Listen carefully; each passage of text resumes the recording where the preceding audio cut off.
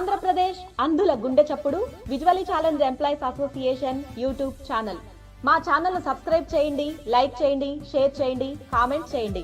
Please subscribe to VCEA-AP YouTube channel. Andhra Pradesh అంధుల గుండె చప్పుడు. డియర్ ఫ్రెండ్స్, నా పేరు Ravindra Babu, state president visually challenge employees association Andhra Pradesh. నేను ఇప్పుడు ఇక్కడ ఒక PDF పోస్ట్ చేయటం జరిగింది. అదేమిటంటే ఇన్కమ్ ట్యాక్స్ సర్క్యులర్. ఫిబ్రవరి నెల వచ్చింది కాబట్టి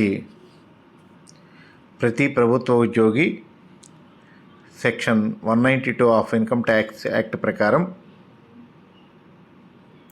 రిటర్న్ దాఖలు చేయాల్సినటువంటి బాధ్యత ఉంది కాబట్టి ఆ యొక్క విధి విధానాల విషయంలో కొంత మీకు ఎక్స్ప్లెయిన్ చేసేటువంటి ప్రయత్నం చేస్తాను. కేంద్ర ప్రభుత్వం 2023-24 సంవత్సరానికి సంబంధించి ఇన్కమ్ ట్యాక్స్ విధానంలో కొన్ని భారీ మార్పులు తీసుకువచ్చిందని చెప్పేసి చెప్పాలి. ఎందుకంటే ఇంతకుముందు మనకి ఓల్డ్ రిజీమ్ అని చెప్పేసి, దట్ మీన్స్ ఒకే విధానం ఉండేది.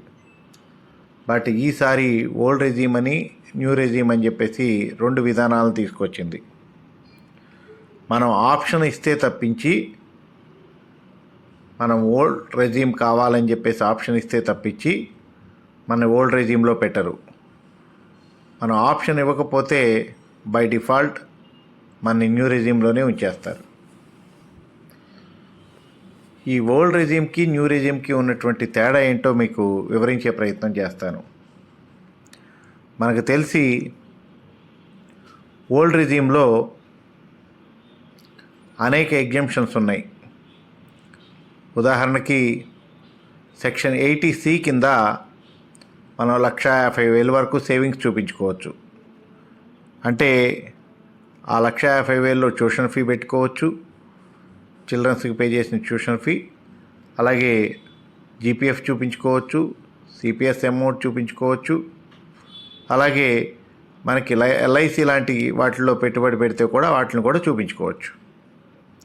బట్ న్యూ రెజీమ్లో ఈ 1,50,000 ఎగ్జంప్షన్ లేదు.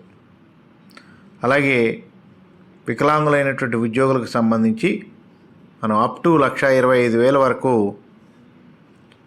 ఎగ్జంప్షన్ తీసుకోవచ్చు సెక్షన్ 80U కింద. బట్ న్యూ రెజీమ్లో అది కూడా లేదు. అలాగే నేషనల్ పెన్షన్ స్కీమ్కి సంబంధించి మనం అప్ టు 50,000 వరకు ఎగ్జంప్షన్ తీసుకోవచ్చు. బట్ న్యూ రెజీమ్లో అది లేదు.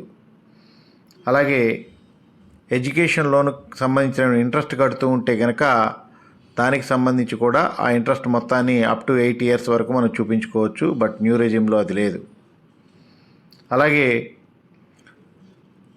ఎవరైనా హౌసింగ్ లోన్ తీసుకుంటే కనుక అప్ టు 2 lakhs వరకు ఇంట్రెస్ట్ చూపించుకోవచ్చు. అది న్యూ రెజీమ్లో లేదు. మనకి సంబంధించినటువంటి convenience allowance up to 3,200 per month convenience అలవెన్స్కి సంబంధించి ఎగ్జంప్షన్ తీసుకోవచ్చు. అది న్యూ రెజీమ్లో కూడా ఉంది. ఈ ఒక్కటి మాత్రం రెండిట్లోనూ ఉంది. అలాగే ఈ మధ్య కొత్తగా స్టాండర్డ్ డిడక్షన్ అని చెప్పేసి మనకి 50,000 ఇచ్చారు. అది ఓల్డ్ రెజీమ్లోనూ ఉంది, న్యూ రెజీమ్లో కూడా ఉంది. ఇవన్నీ తీసివేసి కొత్త రెజీమ్ వలన ఉపయోగం ఏంటి అనేటువంటిది ఆలోచిస్తే కనుక అప్ టు 7 lakhs వరకు మీరు నో ఇన్కమ్ ట్యాక్స్. 7 lakhs ఎవరైతే కనుక ఎర్న్ చేస్తున్నారో వారికి కొత్త రెజీమ్లో నో ఇన్కమ్ ట్యాక్స్. అయితే పాత రెజీమ్లో వచ్చేసరికి మనం ఇవన్నీ చూపించుకుంటూ 3 lakhs దగ్గర నుంచి మనకి కౌంట్ చేసుకుంటే కనుక 1,50,000. అంటే ఇక్కడ ఎట్లా ఉంటుంది అంటే కనుక మనం దాన్ని పాత విధానాన్ని, కొత్త విధానాన్ని మనం పోల్చుకోవాలి అంటే కనుక మనం ఇవన్నీ కూడా నేను పైన చెప్పినటువంటి సెక్షన్ 80C కింద 1,50,000, సెక్షన్ 80U కింద 1,25,000, అలాగే హౌస్ లోనుకు సంబంధించి ఇంట్రెస్ట్ 2 లక్షలు, అలాగే ఎడ్యుకేషన్కు సంబంధించినటువంటి ఎగ్జంప్షన్ కానీ, అలాగే ఎలక్ట్రిక్ కార్కి సంబంధించినటువంటి ఇంట్రెస్ట్ ఎగ్జంప్షన్ కానీ ఇవన్నీ ఉంటే కనుక పాత విధానం బెస్ట్. ఏది ఎవరికి అది బెస్ట్ అంటే కనుక అబోవ్ 8 lakhs దాటినటువంటి ఎంప్లాయీస్కి కొత్త విధానం బెస్ట్, పాత విధానం బెస్ట్. 8 lakhs దాటినటువంటి వాళ్ళకి ఇవన్నీ ఉంటే కనుక బెస్ట్. ఒకవేళ ఇవన్నీ లేని పక్షంలో only HRA and section 80C కింద ఈ 2 మాత్రమే మనకి మ్యాక్సిమం ఎక్కువ మందికి ఇవన్నీ ఉండవు. ఇవన్నీ ఉండనటువంటి వాళ్ళకి ఓన్లీ హెచ్ఆర్ఏ అండ్ హెచ్ఆర్ఏ మనము మన యొక్క దీన్ని బేస్ చేసుకుని ఇస్తారు కాబట్టి అది ప్లస్ సెక్షన్ 80C కింద 1,50,000 ఇవి మాత్రం, అలాగే మన 1,25,000 ఏదైతే కనుక ఈ సెక్షన్ 80U కింద వీటి వరకు మాత్రమే మన దగ్గర ఉంటే మాత్రం అది అబోవ్ 8 lakhs అబోవ్ సంపాదిస్తున్నటువంటి ఎంప్లాయీస్ ఎవరైతే ఉన్నారో వారికి మాత్రం కొత్త రిజిమ్ బెస్ట్. ఈ కొత్త రెజ్యూమ్కి అండ్ పాత రెజ్యూమ్కి మధ్య ట్యాక్స్ రేట్స్లో కూడా కొంత డిఫరెన్స్ ఉంది. దాన్ని కూడా మీకు వివరించే ప్రయత్నం చేస్తాను. పాత రెజ్యూమ్లో 3 స్లాబ్స్ ఉన్నాయి. మనకి ఇవన్నీ పోను ఏవైతే నేను పైన చెప్పానో సెక్షన్ 80C కానీ 80U కానీ 80DD కానీ ఇవన్నీ పోను మిగిలిన ఇన్కమ్ ఎంతైతే వస్తుందో, అలాగే 2,50,000 వరకు ఎగ్జంప్షను, అలాగే 50,000 వరకు స్టాండర్డ్ ఎక్షన్ ఇవన్నీ పోయిన తర్వాత మిగిలిన అమౌంట్ ఏదైతే ఉందో దాంట్లో నుంచి 2,50,000 రూపాయి దగ్గర నుంచి 5 లక్షల వరకు వచ్చేసరికి మనకి 5% ఇన్కమ్ ట్యాక్స్ రేట్స్ ఉన్నాయి. అలాగే 5 lakhs దగ్గర నుంచి 10 lakhs వరకు 20% ఉంది. 10 lakhs అబోవ్ ఉన్నటువంటి వాళ్ళందరికీ కూడా 30% ఉంది. అలాగే మనకి ఎవరైతే పర్సన్స్ విత్ డిజేబిలిటీస్ ఎంప్లాయీస్ ఉన్నారో వారికి మాత్రం 3,75,000 దగ్గర నుంచి స్టార్ట్ అవుతుంది. 2,50,000 వాళ్ళకు ఉంది కాబట్టి మనకి 1,25,000 ఎక్స్ట్రా ఉంది కాబట్టి. అలాగే 40 to 79% ఉన్నటువంటి వాళ్ళకి 75,000 అంటే 3,25,000 దగ్గర నుంచి స్టార్ట్ అవుతుంది. కాబట్టి ఆ ఎక్స్ట్రా ఇదేదైతే ఉందో అది మనకి ఈ రేట్స్ ప్రకారం పడుతుంది. ఇది పాత రెజ్యూమ్లో 3,75,000 100% బ్లైండ్ అయితే 3,75,000 దగ్గర నుంచి స్టార్ట్ అయ్యి 5 lakhs వరకు మనకి 5%, 5 lakhs దగ్గర నుంచి 10 lakhs వరకు 20%, 10 lakhs దగ్గర నుంచి స్టార్ట్ అయ్యేటువంటిది అంతా 30%లోకి వెళ్ళిపోతుంది. బట్ న్యూ రెజ్యూమ్లోకి వచ్చేసరికి 5 రకాల స్లాబ్స్ని ఇచ్చారు. అప్ టు 3 lakhs వరకేమో నిల్లు, 3 lakhs to 6 lakhs వచ్చేసరికేమో 5%, 6 lakhs to 9 lakhs వచ్చేసరికేమో 10%, 9 lakhs to 12 lakhs వరకు వచ్చేసరికేమో 15%, 12 lakhs to 15 lakhs వరకు వచ్చేసరికేమో 20%, 15 lakhs అబవ్ ఉన్నటువంటి వాళ్ళందరికీ 30%. ఈ విధంగా ఇచ్చారు కాబట్టి మనకి దీంట్లో ఏది బెస్ట్ అనేటువంటిది మనం చూసుకోవాలంటే కనుక ఇది బెస్ట్ కాదని మనం చెప్పలేం. మీకు వచ్చేటువంటి శాలరీని బేస్ చేసుకుని మీ యొక్క ఆఫీస్లో ఉన్నటువంటి హెడ్ క్లర్క్ వేసేటటువంటి క్రమంలో మీరు న్యూ రెజ్యూమ్లో ఓల్డ్ రెజ్యూమ్లో మీకు ట్యాక్స్ రేట్ ఎంత పడుతుంది అనేటువంటిది ఒకసారి క్యాలిక్యులేట్ చేయించుకోండి. ఆ రెండింటి మధ్య ఆ గ్యాప్ ఉన్నప్పుడు మాత్రమే ఎక్కువ మనం దేంట్లో ట్యాక్స్ కట్టాల్సి వస్తున్నామనేది చెక్ చేసుకున్న తర్వాత మాత్రమే మీ ఇన్కమ్ ట్యాక్స్ రిటర్న్ వేయండి. అంతే తప్పించి న్యూ రెజ్యూమ్ బెస్టా ఓల్డ్ రెజ్యూమ్ బెస్టా అనేటువంటిది మనం ఆలోచించుకోవాలి అంటే మాత్రం మీ శాలరీ లెక్కలు తెలియకోకుండా ఎవరు చెప్పలేరు.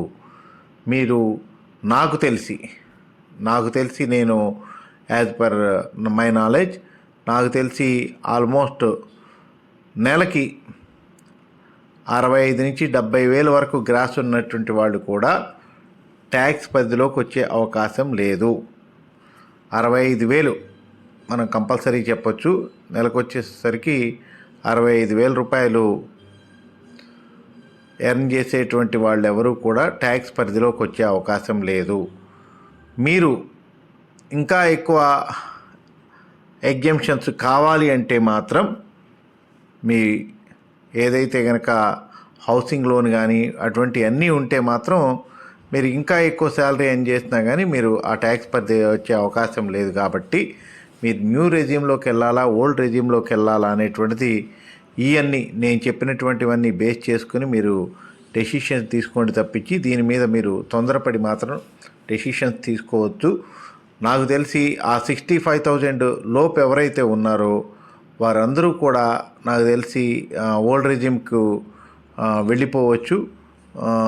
ఒకవేళ 65,000 అబవ్ ఉన్నటువంటి వాళ్ళు కూడా న్యూ రెజ్యూమ్కు వెళ్ళవచ్చు, కానీ 65,000 లోపు ఉన్నటువంటి వాళ్ళు కూడా న్యూ రెజ్యూమ్కు వెళ్ళొచ్చు. కానీ బట్ మీకు ఉన్నటువంటి ఇక్కడ రెండిట్ల మధ్య ఉన్నటువంటి డిఫరెన్స్ కూడా మళ్ళీ మీకు తెలియజేయాల్సినటువంటి అవసరం ఉంది.